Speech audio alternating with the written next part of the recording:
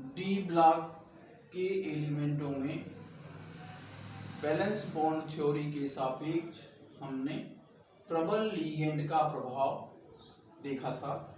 आज हम valence bond theory के हिसाब से दुर्बल लीगेंड का अध्ययन पढ़ेंगे, जिसमें पहले कंपाउंड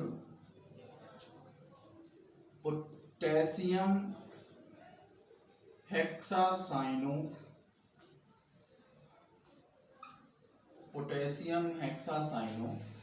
मैग्नीट 2 का अध्ययन करेंगे। इसके लिए सबसे पहले ऑक्सीडेशन नंबर निकालेंगे। मैग्नीज का ऑक्सीडेशन नंबर कॉम्प्लेक्स के सापेक्ष ऐसे निकालते हैं, oxidation number of manganese. 4 potassium है, 1 मैग्नीज है, 6 साइनाइड लिगेंड है, बराबर 0 है।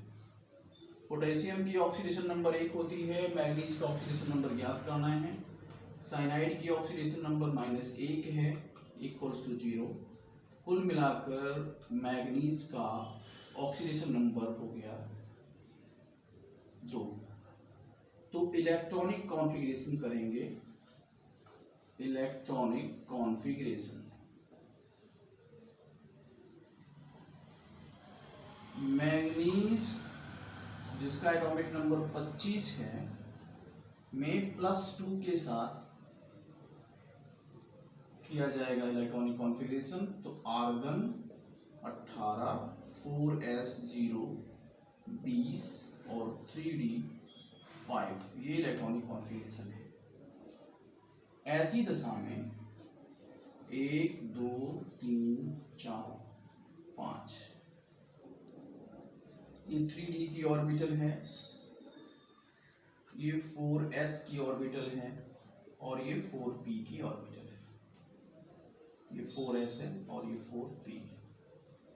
तो इसमें कोऑर्डिनेशन नंबर के सापेक्ष जो बैलेंसी है 2 में, d में है 5 इलेक्ट्रॉन, तो 1 2 3 4 5 इलेक्ट्रॉन रह जाएंगे। अब नेचर ऑफ लीगेंड पर विचार करेंगे। साइनाइड स्ट्रॉन्ग लीगेंड है,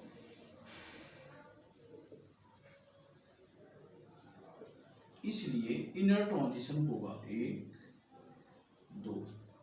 तो डी में इनर ट्रांजिशन टेक्स प्लेस करेगी।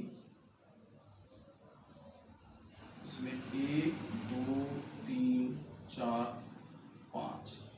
अब इसमें 3d में 2 ऑर्बिटल वैकेंट हैं, s में 1 ऑर्बिटल वैकेंट है और p में कुल वैकेंट हो गए 3। तो साइनाइड 6 हैं जो मैग्नीज से जुड़ा हुआ है, जिसमें 4s है 4p है। D2sp3 हाइब्रिडाइजेशन होगी। D2sp3 हाइब्रिडाइजेशन होने में इसकी जो नेचर है वो पैरामैग्नेटिक होगी। पैरामैग्नेटिक होने के बाद जो इसकी मोमेंटम होगी, मैग्नेटिक मोमेंट की वैल्यू निकालेंगे, तो ये √n+2 से आएगी, जिसकी वैल्यू हो जाएगी 1 + 1 माने हुआ √3 बोहर मैग्नेट्रॉन। तो पोटेशियम हेक्सासाइनो मैग्नेट 2 में ऑक्टाहेड्रल स्ट्रक्चर होगा, नेचर पैरामैग्नेटिक होगा और हाइब्रिडाइजेशन D2sp3 होगा। इसमें एक अनपेयर्ड इलेक्ट्रॉन है, अनपेयर्ड इलेक्ट्रॉन है इसमें एक। तो n पेयर इलेक्ट्रॉन की संख्या 1 हो गई। दूसरे लिगेंड की अगर हम बात करें, जिसमें हेक्सा एक्वा आयरन +3 है, हेक्सा एक्वा आयरन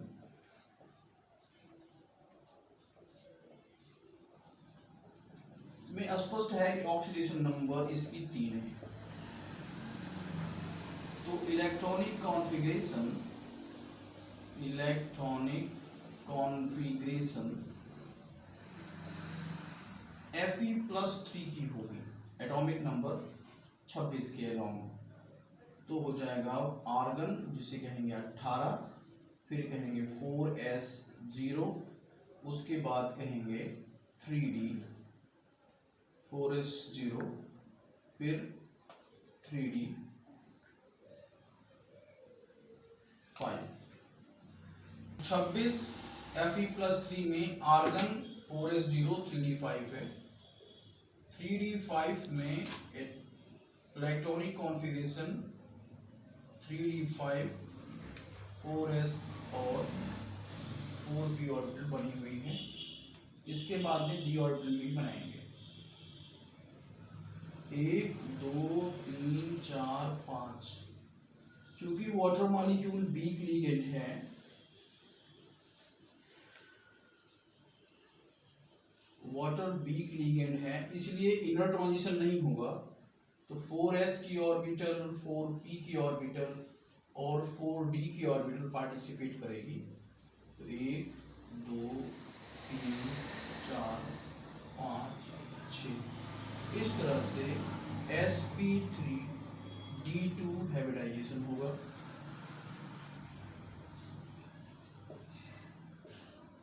हाइब्रिडाइजेशन हो गया sp3d, अनपेयर्ड इलेक्ट्रॉन हुए, अनपेयर्ड इलेक्ट्रॉनों की संख्या हो गई 5। बोहर मैग्नेट्रॉन की वैल्यू माने मैग्नेटिक मोमेंट की वैल्यू आएगी n+2 से, कितना 5, 5 + 2 माने हुआ √35। तो octahedral geometry hexa aqua iron +3 में होगी। मैग्नेटिक नेचर होगा इसका पैरामैग्नेटिक, और इसमें हाइब्रिडाइजेशन होगा sp3d2। sp3d2 हाइब्रिडाइजेशन होने का कारण ये है कि लिगेंड वीक है, और वीक लिगेंड होने के कारण इसमें इनर ट्रांजिशन नहीं होगा। अब तो हेक्साफ्लोरोफेरेट 3 आयन, हेक्साफ्लोरोफेरेट 3 आयन में हम आयरन की ऑक्सीडेशन नंबर निकालेंगे, ऑक्सीडेशन नंबर ऑफ Fe, और ये Fe + 6F = -3 होगा। तो Fe की ऑक्सीडेशन नंबर हो जाएगी -1, ये -3 है। Fe की ऑक्सीडेशन नंबर जनरली 3 होगी, और कॉन्फ़िगरेशन Fe+3 का 26 के साथ आर्गन होगा, 4s0 होगी, 3d5 होगा। अब इस दशा में इलेक्ट्रॉनिक कॉन्फ़िगरेशन होने के बाद d ऑर्बिटल बनाएंगे, फिर s ऑर्बिटल बनाएंगे, फिर p ऑर्बिटल बनाएंगे, क्योंकि जो फ्लोरीन है, फ्लोराइड आयन है, वीक लिगेंड है, इसके लिए p d ऑर्बिटल भी लिख देंगे। इसका मतलब 3d ऑर्बिटल हो गई, 4s ऑर्बिटल हो गई, 4p ऑर्बिटल है, और इसी तरह से 4d ऑर्बिटल भी है। तो अनपेयर्ड इलेक्ट्रॉन वीक लिगेंड होने के कारण इसमें कुल हो जाएंगे 5 अनपेयर्ड इलेक्ट्रॉन हो गए, 5 हाइब्रिड ऑर्बिटल हो गई 6, ये कोऑर्डिनेशन नंबर हो गया 6 का। तो हाइब्रिडाइजेशन हो गई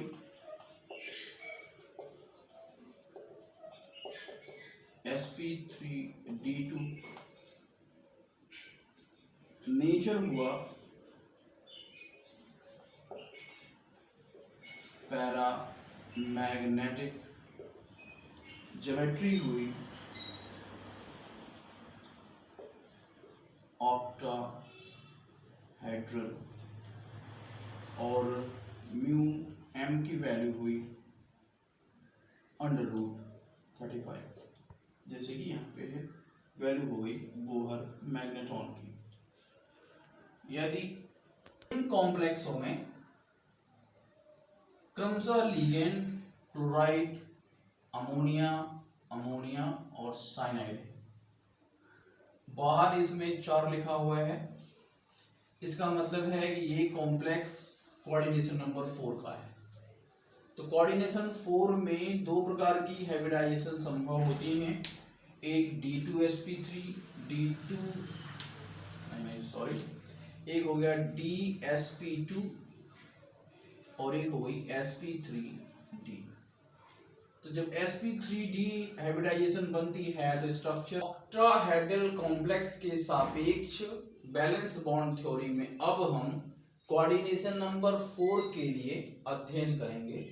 कोऑर्डिनेशन नंबर 4 में हाइब्रिडाइजेशन की 2 स्थितियां हैं, एक तो DsP2 है, दूसरी sp3 है।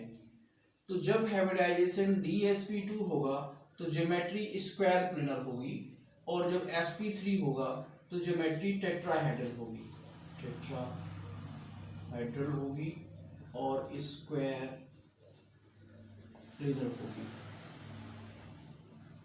तो पहले में टेट्रासाइनोनिक्लेट -2 की बात करते हैं।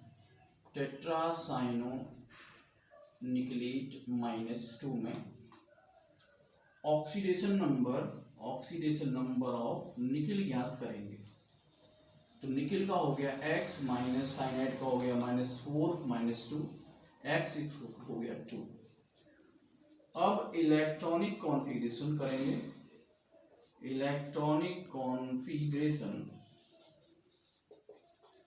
Ni28 का +2 के सापेक्ष इलेक्ट्रॉनिक कॉन्फ़िगरेशन होगा।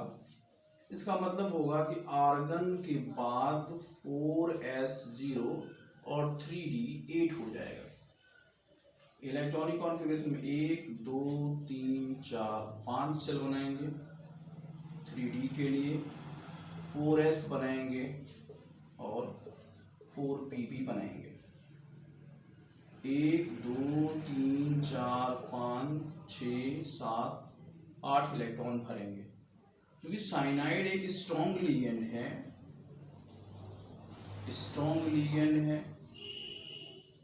इसलिए इनर ट्रांजिशन होगा।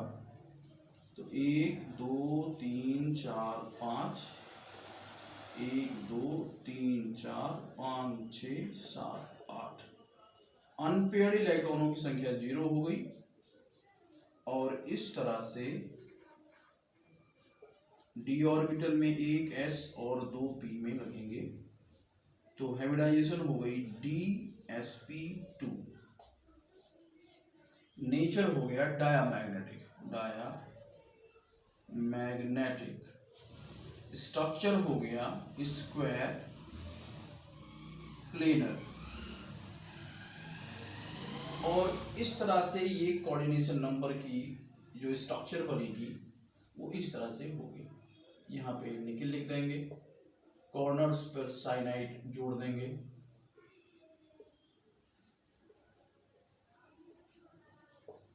और इस पर चार्ज बैलेंसिंग -2 की लगा देंगे। दूसरे आर्टिकल में एक स्पेसिफिक कंडीशन है जिसमें ये याद रखना होता है कि copper tetra amino copper +2 ion में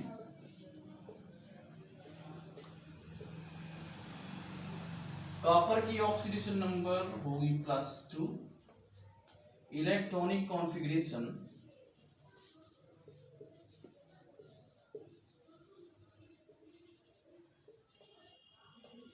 कॉपर +2 की 29 के सापेक्ष करेंगे तो हो जाएगा आर्गन 4s0 3d 9। अब 1 2 3 4 5 में एक s ऑर्बिटल बनाएंगे और एक p ऑर्बिटल बनाएंगे। 1 2 3 4 5 6 7 8 9। इसमें एक इलेक्ट्रॉन d ऑर्बिटल से निकलकर 4pz वाली ऑर्बिटल में शिफ्ट हो जाएगा। इस दिशा में 1 2 3 4 5 1 2 3 4 5 6 7 8।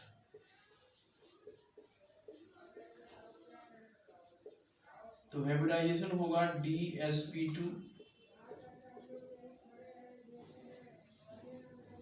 DsP2 हो जाएगा हाइब्रिडाइजेशन। नेचर हो जाएगा पैरामैग्नेटिक,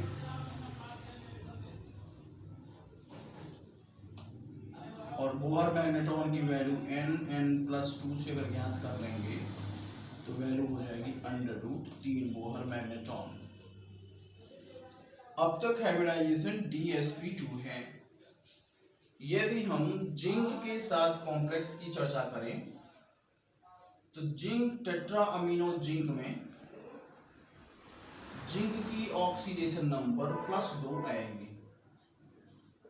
जिंक की ऑक्सीडेशन नंबर हो गई +2। Zn 30 का इलेक्ट्रॉनिक विन्यास बनाएंगे। आर्गन के बाद 4s0 3d10 होगा। 10 में सभी इलेक्ट्रॉन फिल हैं। 1 2 3 4 5 6 7 8 9 10 4s और 4p। हाइब्रिडाइजेशन होगा sp3, स्ट्रक्चर होगी टेट्राहाइड्रल और डायमैग्नेटिक नेचर होगा। तो कल के लेक्चर में हम स्क्वायर पिरामिडल में अन्य तत्वों और लिगेंडों के अध्ययन को जारी रखेंगे।